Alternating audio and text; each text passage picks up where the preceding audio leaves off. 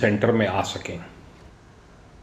अभिजीत जोग की लिखी किताब भारत दैट्स इज इंडिया का विमोचन शनिवार को दिल्ली में हुआ। इस किताब के विमोचन पर समाज के बुद्धिजीवी वर्ग ने किताब की वर्तमान समय में प्रासंगिकता को बताया।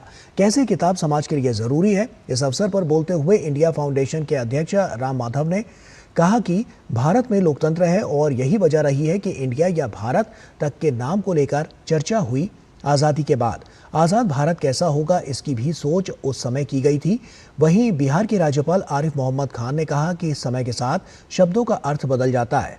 वहीं IGNCA के अध्यक्ष राम बहादुर राय ने किताब की तारीफ करते हुए कहा कि भारत दैट्स इंडिया को पढ़ने से दो शब्दों के भ्रम, राष्ट्र और हिंदुत्व समझने में मदद मिलती है।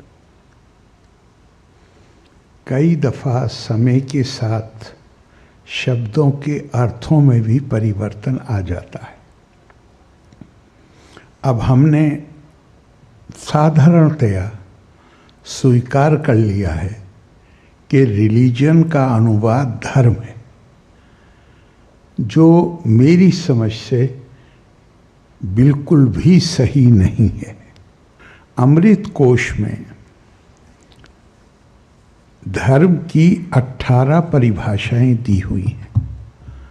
उसमें जो सबसे कम महत्वपूर्ण है वो परिभाषा बनती है जो रिलीजन का जिससे सेंस निकलता है।